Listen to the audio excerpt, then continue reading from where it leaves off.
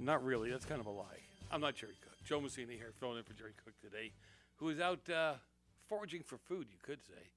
Anyhow, you are listening here at KHTS, your hometown station, AM 1220, FM 98.1. I really appreciate the time that you're spending with us. And during the breaks, or maybe later on, you want to head up to the website, hometownstation.com.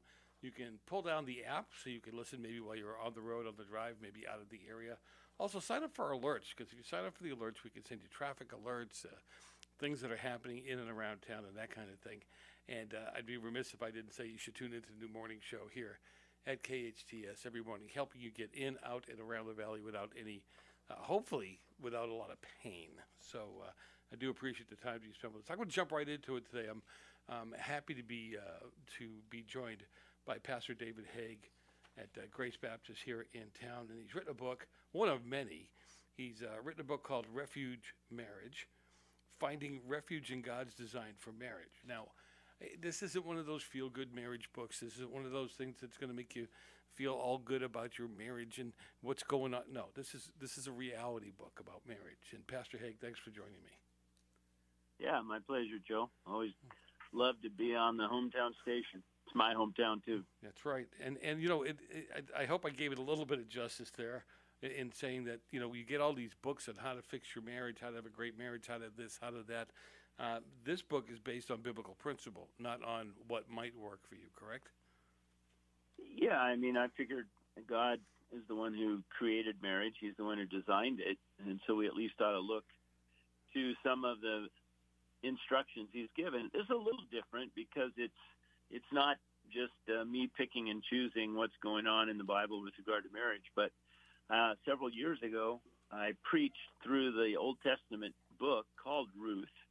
It's 4 small chapters, but it's really a love story. And I was preaching through it, and about the time I got to the middle of chapter 3, I said, you know, this is really about God showing through a love story between Ruth and Boaz, the refuge that we all find in him is to be reflected in the refuge we find in our marriages.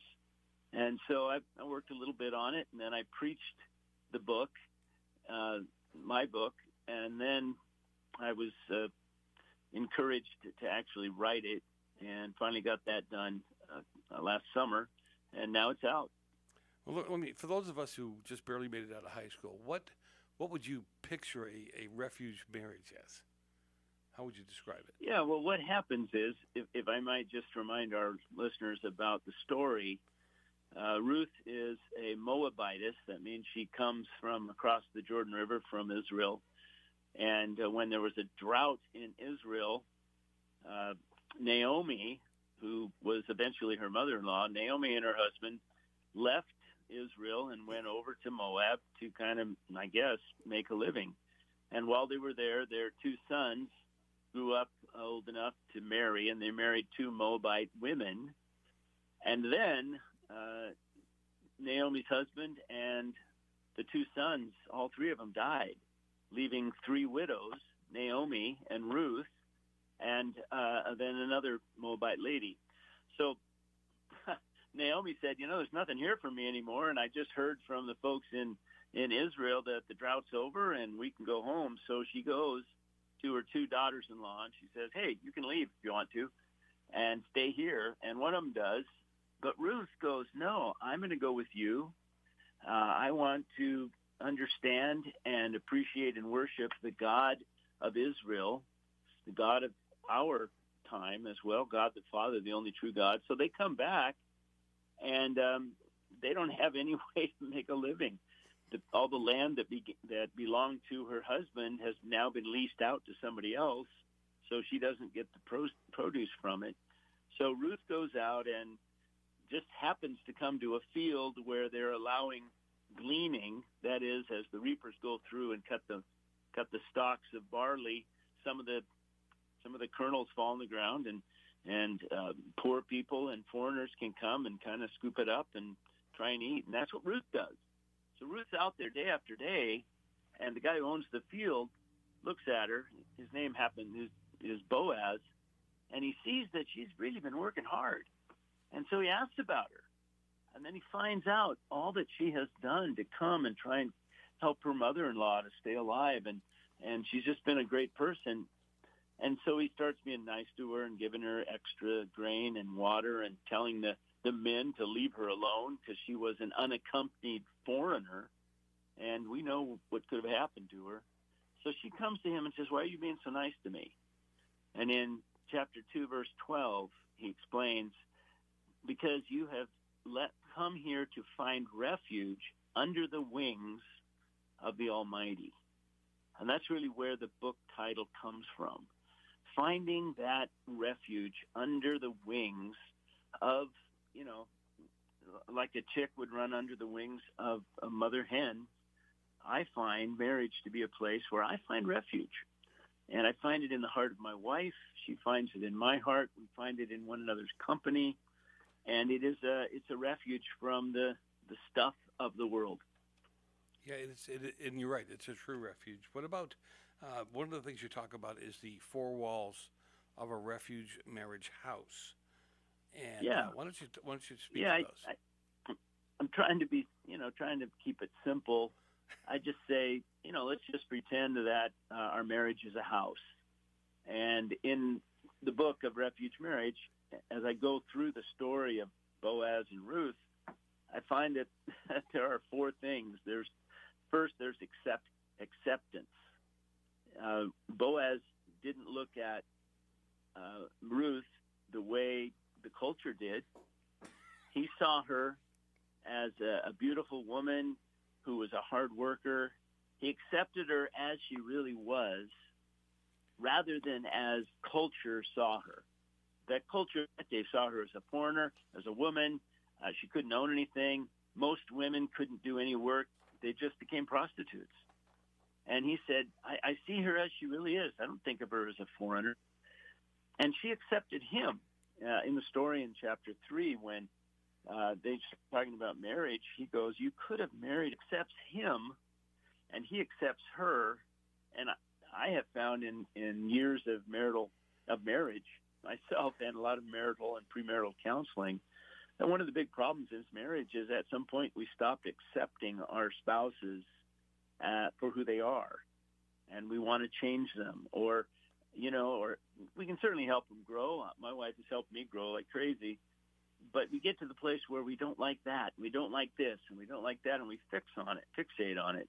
And when acceptance is eroded, that's when a lot of big problems come.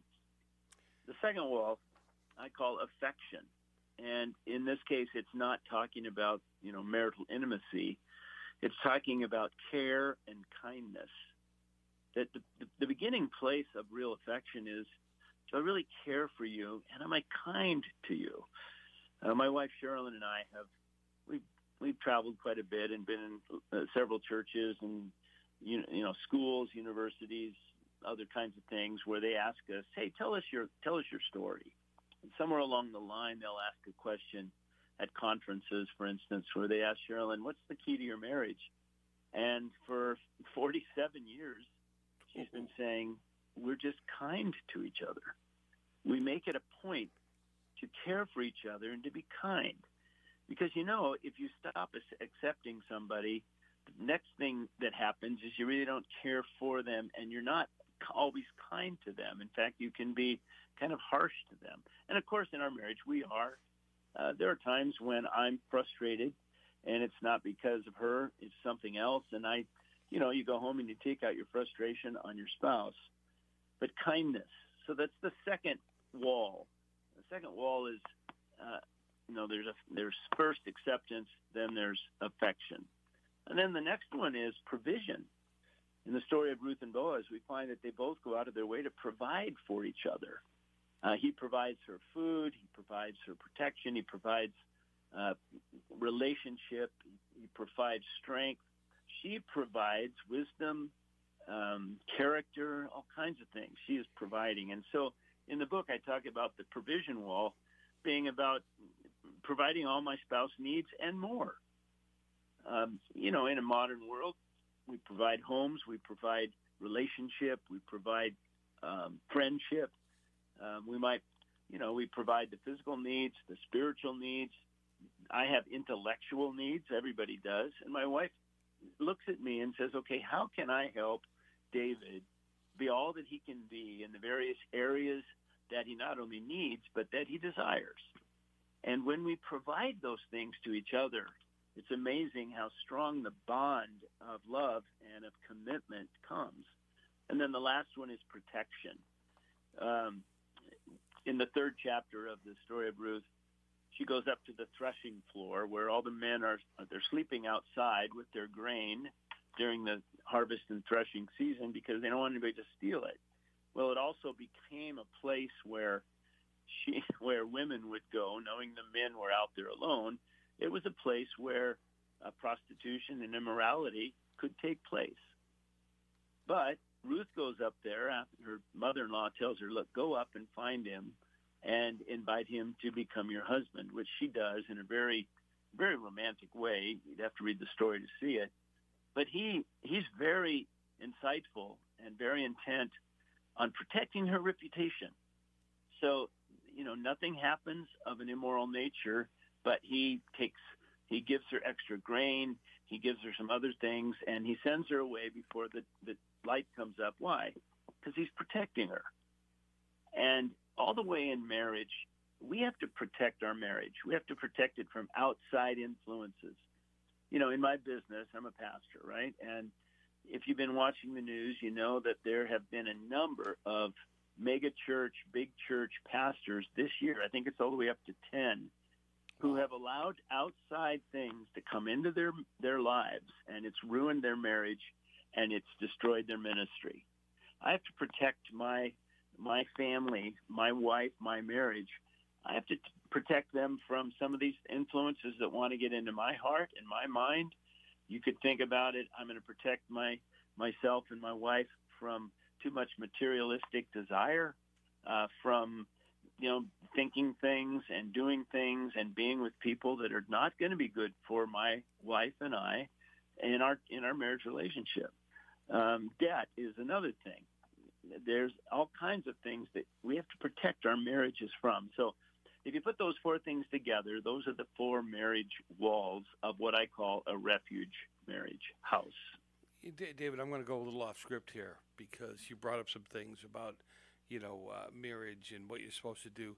In today's society, those four things are not held as part of the marriage foundation. And, people don't necessarily always meet at church or meet in places like that. They come together in various different ways. If people have come together, and I'll just say it the wrong way for the wrong reasons at the wrong time, is there a reset button here? Is there a way to get back to this and reset the foundation? Yeah, I think in individual couples there are. I think the first thing in all of our lives, if we look around and we say, look, what I'm doing isn't working. They say that the definition of insanity is doing the same thing over and over and hoping for a different result.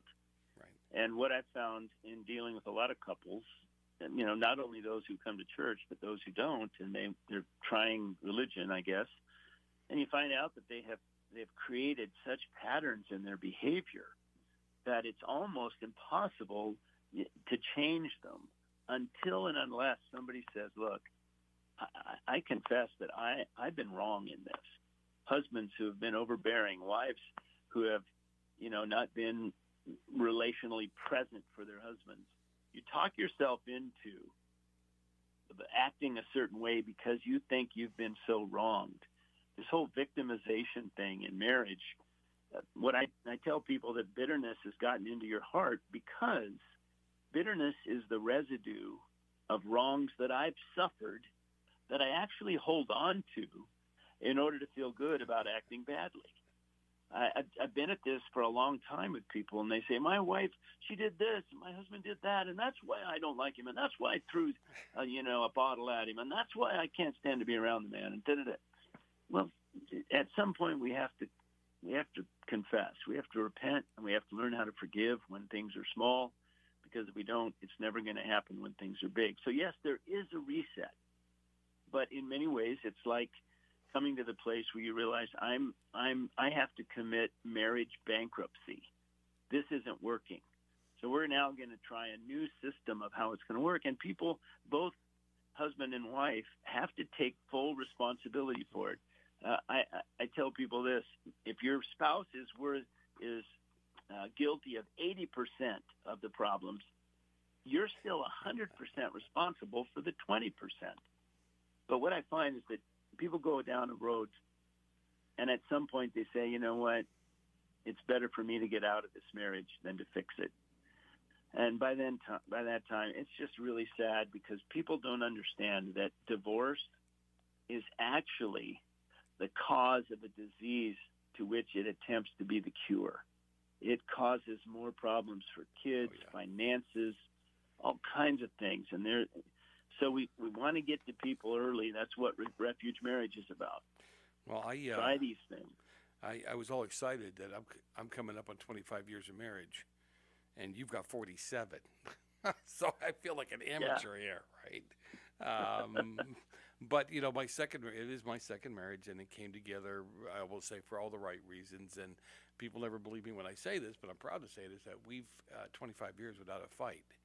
And I do mean 25 years without a fight. Now, we've sat and worked through things or talked through things that we disagree on, but I'm not yelling at her, and she's not yelling. You know what I'm saying? I'm not yelling at me. And part of that, she'll chalk up to, I've always come at it where she's not the enemy. Okay?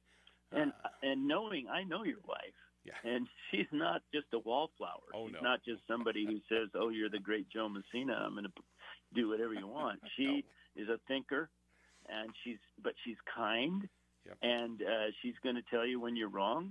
And that, I think, is very important, that both spouses in a marriage have a place to be able to say what they feel and what they think, but in an environment where it's safe and where it leads to benefiting the marriage rather than breaking it down. So what we're going to do is this. We're going to go for a quick commercial break. When we come back, you're going to tell people how they can get the book, and we'll be back in a minute. You're listening to Politics in the Pulpit here at KHTS AM 1220, FM 98.1. Be back with you in a minute. We're back at it again. Politics in the Pulpit here at KHTS. Pastor Jerry Cook's not with you today. It's me, just Joe.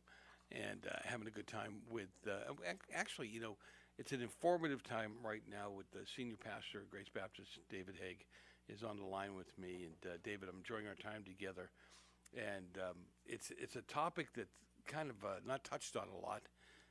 It's kind of taboo, like finances and that kind of stuff. People just don't want to talk about it, whether they're having trouble or not having trouble. And I'm very much appreciating the conversation. And part of it is because, again, we are one, right? When you get married, you might be two individuals, but you come together as one. And you can't be looking at the other one as the enemy or looking at the other one like they're getting a leg up on you. I mean, you can't build that kind of resentment, right? Yeah, absolutely. Most marriages break up not because of great big things, but because of a bunch of little things that started maybe a year, 2 years, 3 years before, and they just become like slivers under the skin. They're never dealt with. There's no confession. There's no repentance. And things just get worse and worse until finally somebody says the pain of being married is worse than what I think the pain of divorce will be. They're usually wrong, because divorce can with the kids and various things, be hard. It's better to get those slivers out early. And I hope that's what refuge marriage is going to help people do, as well as start wearing gloves so they don't have slivers. That's the point. Well, let me interrupt you, because you got 7 thoughts and principles on engagement. I will tell you something that I know plenty of short-term marriages that got together in a weekend whirlwind, and I won't go into detail, but you know what I'm saying. And I in essence was engaged to my wife for a year without formally being engaged. We worked together. We got to know each other. We talked a lot about family and principles and foundations, that kind of stuff. So when we finally came together, it was a whole different animal. I knew more about her than most guys probably know about their wives, and wives know about their husbands when they get married, and it made a world of difference. The appendix you're talking about in the Refuge Marriage book is 7 thoughts I came up with as to what should we be doing during the engagement period. What is it for? how long should it be? But really, along the lines of what you just said, the fact that you guys work together, you got to know each other, you got to see each other in different circumstances, and understand what meant something to each other is good. I have these principles or these thoughts, and then the principles are, if you can't, for instance, how is your communication? If your communication is not good right now, if there are spats during the engagement period, then you ought to wait to get married until your communication is better. There's a lot of things in the Refuge Marriage book. At the end of each chapter, there are questions, reflection questions, that really can be answered individually for those who are thinking about being married. And then there are those questions that can be asked by those who are actually, engaged. I like to say they're on the verge of an urge to merge, and they're looking forward to it. And so it helps them kind of prepare. How do we work through things together? How do we decide what percentage of a decision to buy a new car belongs to the husband and the wife? In my premarital, I do a lot of this kind of thing, asking people to kind of say, what are your expectations? What do you think? Because what I found is that unexpressed expectations are hardly ever met. But unmet expectations can be the foundation of resentment. So I think the book can be really helpful for those who are married. You don't have to have a bad marriage to want to understand how it can be better. It can be helpful for those who are thinking at some point they'll get married. Maybe they haven't even met the boy or the girl, the man or the woman that they're going to marry. And it certainly can be good for those who really are intent to have a ring and a date. So, I like writing it. I've read it, and I've learned from what I wrote.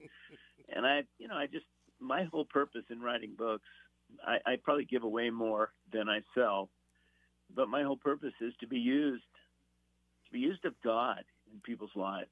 So if they want to find the book, they can just go on Amazon, put in Refuge Marriage, or put in my name, David Haig, Hegg, and you'll find it if you want it. David, I got to tell you, my wife uses a phrase with me that will stop me dead in my tracks. When we're discussing on something we want to do or something that I want to do and go down a road, and she's not quite in agreement with me, she will look at me and she'll grab my hand and she'll say, "You're the spiritual head of this household, and if you make a wrong decision, you take us all down with you." Now, good for her. Talk about putting the weight of a dump truck on you, right? I mean, it causes me to go. It really does, because I'm me. I'm moving at 100 miles an hour sometimes, and it causes me to pause, stop, get quiet. It's funny. My wife has one phrase too that we've come to make sure that we can use. Because my wife will mention a lot of things that need to be done around the house or things she'd like to do, and I got to the place where I'm not sure. Okay, is this something you're just telling me, or something you really would like me to act on? So we've come up with this idea. She'll say something, and then she'll look at me and say, "This matters to me." Oh. Then I know that when she says, "This matters to me," that's something that I should put kind of on the top of the to-do list or the want list. Well, I never have to. I'm blessed because my wife, like me, my wife is very black and white about stuff. Not nasty, but black and white about stuff. And when she needs something or wants something or asks me to do something, I never have to guess. There's never a second guess as to what's going on. So, and I mean that in a loving way, in a good way. So it's there's no reason why we should have to struggle. Oh my God, does she mean she wants me to mow the lawn now, or she wants me to? You don't have to think with her. She'll lay it out for you. Hey, David, God bless. Thanks for being with me today. Appreciate it. Absolutely. Thanks, Joe. Yeah, appreciate it. On Amazon.com, people, the book is Refuge Marriage, and it doesn't hurt. Every tool you can use that you need to keep your marriage strong, and make sure that you've got all the tools in your arsenal, as they say, to keep the marriage tight. And when I was telling you earlier, I know people don't believe me. They send me emails from my other show, and it's the truth. We've never had a fight. Now, that doesn't mean we haven't had conversations sitting at the table where I get upset or she gets upset. We don't pound the table. We don't yell at each other because, again, you whether it's secular or religious, you two are one. You're working towards the same thing. You're raising these kids you want to raise as good citizens, good people, solid people. You want a good life for them. You want to leave them something, something tangible when you leave this planet. So you should be working together at this. And as he alluded to a little bit, and I'll just say it, because I've had plenty of friends of mine, and sometimes you enter into a marriage under fast and loose circumstances, and it doesn't mean it can't work. It doesn't mean you guys can't grow together. It just means that maybe you got to slow it down a bit and kind of regroup and resettle. Get back in there. So again, you're listening to Politics in the Pulpit here at KHTS, AM 1220, FM 98.1, your hometown station. Head up to hometownstation.com. You've got the app you can pull down on your phone, which is great because you can get it when you're out of the area and you want to listen to a particular show. You can also sign up for the text alerts, and there's great stories there that you can hit.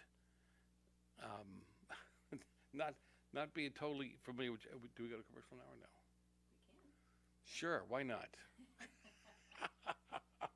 We're a little early, but if you want a few minutes to recollect. You want to recollect. Look what I got.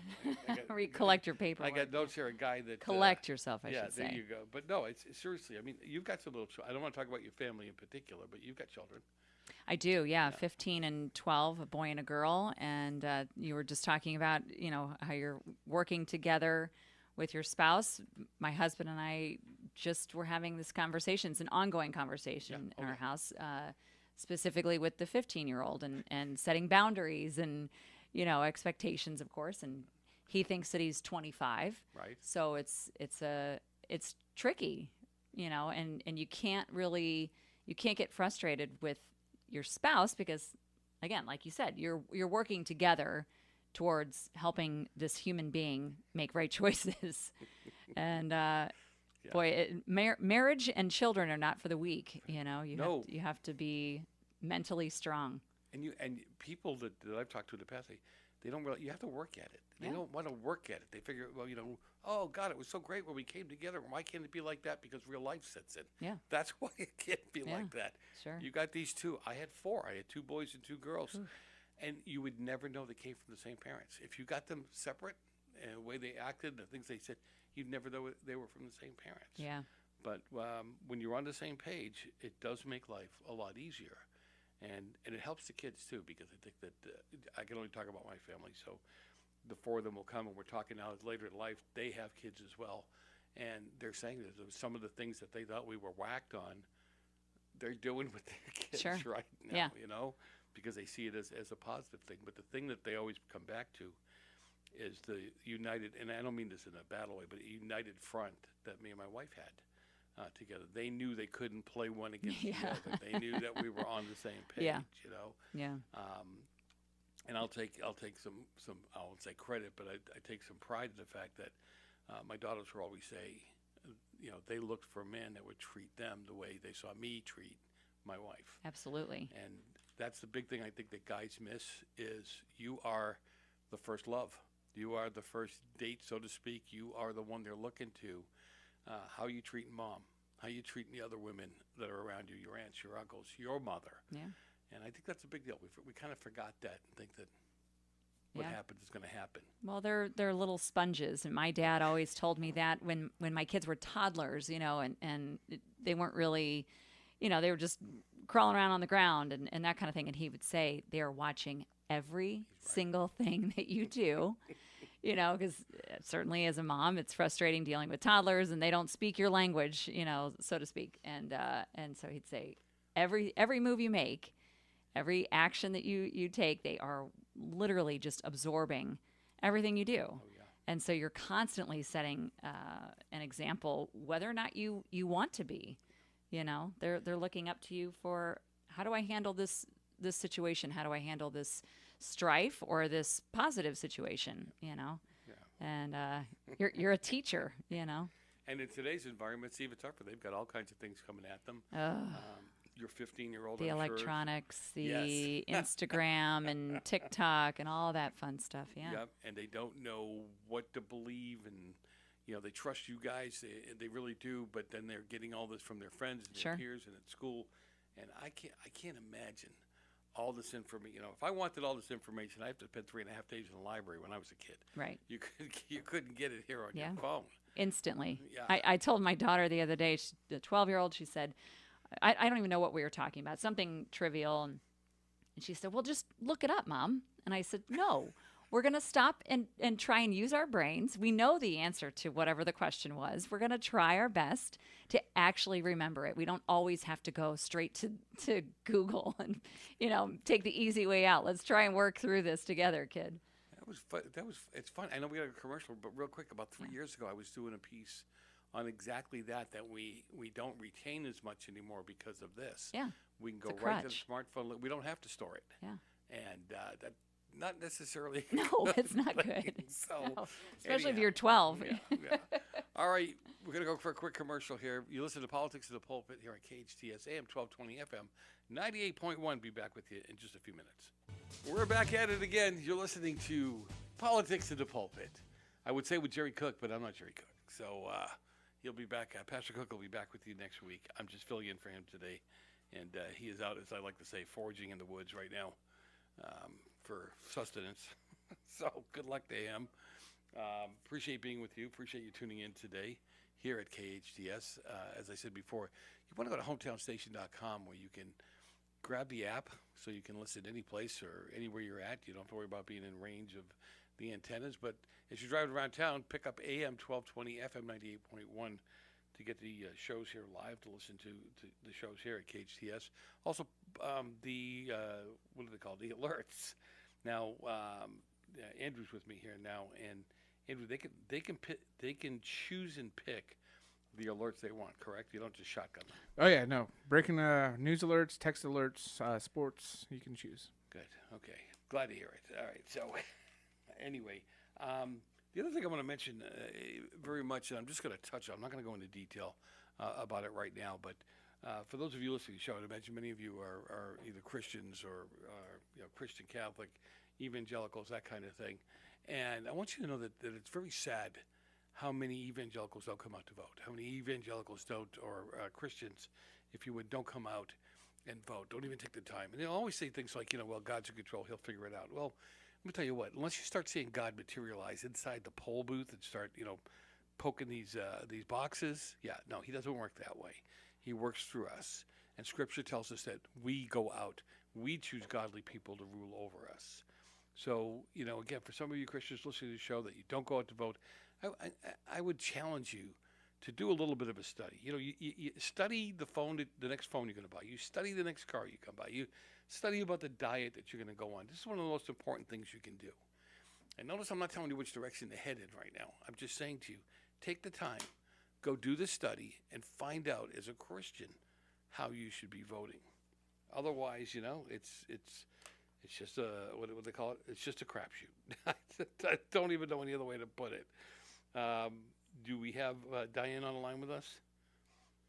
Okay, good. Diane Zimmerman joins us. She's with the New California State, Los Angeles, and she's got an event coming up this weekend that she wants to talk about. Diane, you there? Yes, I am. Hi, Joe. Hi. Thanks for having me.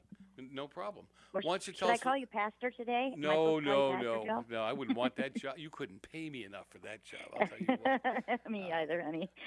Well, why don't you tell yes, people about New State, California, or New California State? I'm sorry. And New California State. We are having an event at Freedom's Way Baptist Church on Saturday, which is the 19th, and it's from 11 to 4 plus because the summits, we're calling it business summit, they usually, at least the two that I was at out of town, both lasted way past the time limit because they don't put a time limit on if people have questions. They just keep answering, and people seem to stay. So hopefully that will happen on Saturday, and everyone in the audience, and hopefully they'll spread the word, will be able to leave knowing that they were led to a really good thing, and feeling good about it, and having more hope and joining. And because if we all act on what we know is right and go about doing something about it, things will get better, and we can do really good things in California, especially with a new California, which will not be it's not a secession. It's a sister state, and what it is will end up being is an example to old California.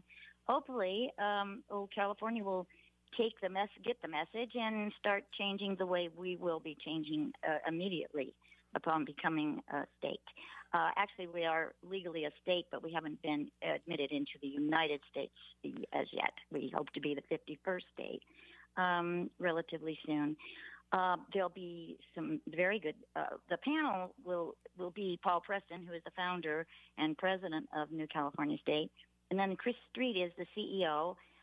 He's amazing when it comes to anything financial going on with California. He knows it inside out and backwards. His predictions, since I believe way before New California State, I think he started back in 2012, if I'm not mistaken. I could be wrong. If you looked him up and you looked at his predictions, and they've all basically come true. So he's good. He's good. He doesn't sell anything.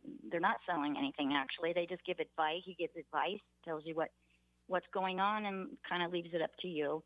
Robert Thomas is our Justice Department for NCS, and he's amazing as well.